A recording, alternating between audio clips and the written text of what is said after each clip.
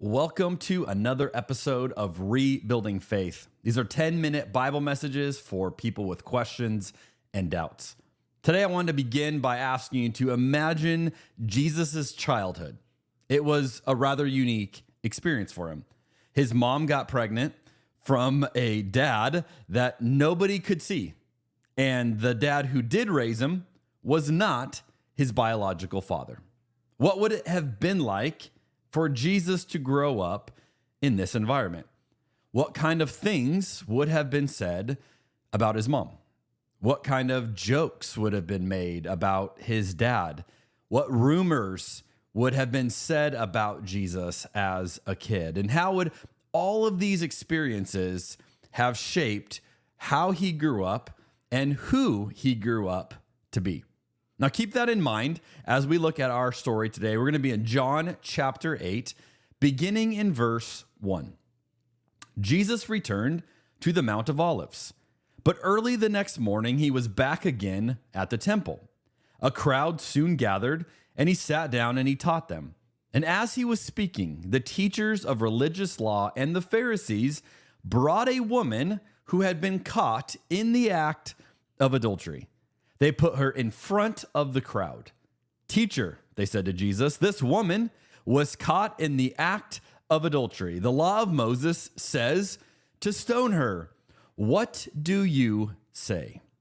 This is absolutely a trap, and they are using this woman as the bait to set the trap against Jesus. Now, if you've been with me the last few weeks, we know that this story comes after John 7, which is all about the Feast of Tabernacles, which was an 8-day religious festival all about water.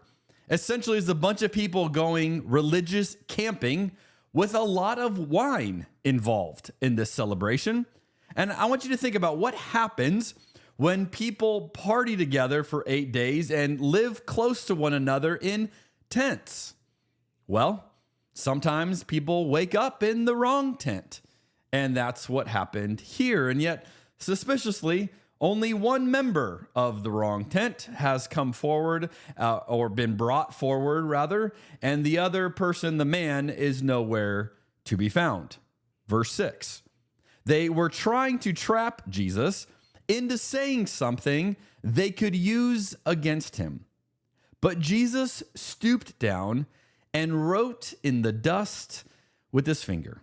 They kept demanding an answer, so he stood up again and he said, "All right, but let the one who has never sinned throw the first stone." And then he stooped down again and wrote in the dust.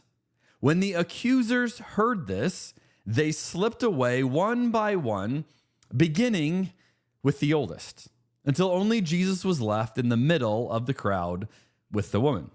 Then Jesus stood up again and he said to the woman, "Where are your accusers? Didn't even one of them condemn you?" "No, Lord," she said. And Jesus said, "Neither do I. Go and sin no more." It would be an understatement to say that this is the worst disappointment in her life. This is the worst day of her life. Not only is her reputation ruined, but she likely thinks that she's about to meet her end, that death is coming for her. And then Jesus does something absolutely bizarre. And her worst day turns into one of the most significant moments of her life.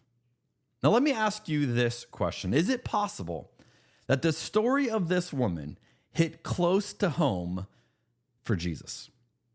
Is it possible that he knew her disappointment all too well? That he had heard them say things about her that he remembers hearing about his own mother when he was growing up? That maybe he thought about his dad, Joseph, and how where this woman had no one, Joseph stood by his mom. That maybe he thought of all of this when Jesus is deciding to meet this woman in the midst of her disappointment. See, the gospel is always good news at its core. Now, there's a question everybody asks whenever we get to this story. What was Jesus writing? In fact, this is the only time we see Jesus write anything down And so as you can imagine, that piques people's curiosity. What on earth was Jesus writing? And we don't know the answer to that. There's all sorts of speculation and fan theories about it. I want to give you what I suspect makes the most sense. And it comes from a passage in the Old Testament. This is Jeremiah 17, verse 3. I want to read this and then show you the connections that this likely has to this story and why I think it might offer an explanation of what Jesus is doing. Jeremiah 17:3 says this, "O Lord, the hope of Israel, all who turn away from you will be disgraced. They will be buried in the dust of the earth, for they have abandoned the Lord, the fountain of living water." So in this verse in Jeremiah, we have a connection to both dust and to water. So they've come off of this festival for 8 days talking about water, and then Jesus draws something in the dust of the ground. I think Jesus is communicating that anyone who hasn't come to him to experience the living water that he offers will be buried in the dust. More importantly, what Jesus is doing here is he is shifting the focus off of this woman and he is shifting it to these religious leaders. Now, instead of everyone looking at her, they're looking at them to see what on earth are they going to do in response to what Jesus is communicating. And like we saw last week with Nicodemus, I think this is Jesus speaking truth to power. This is Jesus putting himself at odds with those in power all around himself. Now, what happens when you stand up against the people in power, especially when those people have weapons in their hands? This is an early indicator that Jesus is on his way to being killed, that he is defying the powers that be, and ultimately these powers will end his life.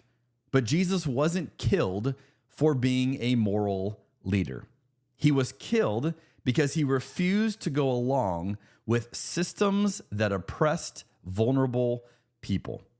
And the invitation today for you and I is to join him in that work, even when it puts us at odds with the people in power. There are vulnerable people all around us. The attention is on them. And this story reminds us that those of us who live with the Spirit of God, who follow this rabbi named Jesus, we are the ones who can uniquely turn a situation to shift off of the vulnerable person, and instead we can turn the attention to those with power. And this is the power of the gospel. I'll see you next week on Rebuilding Faith.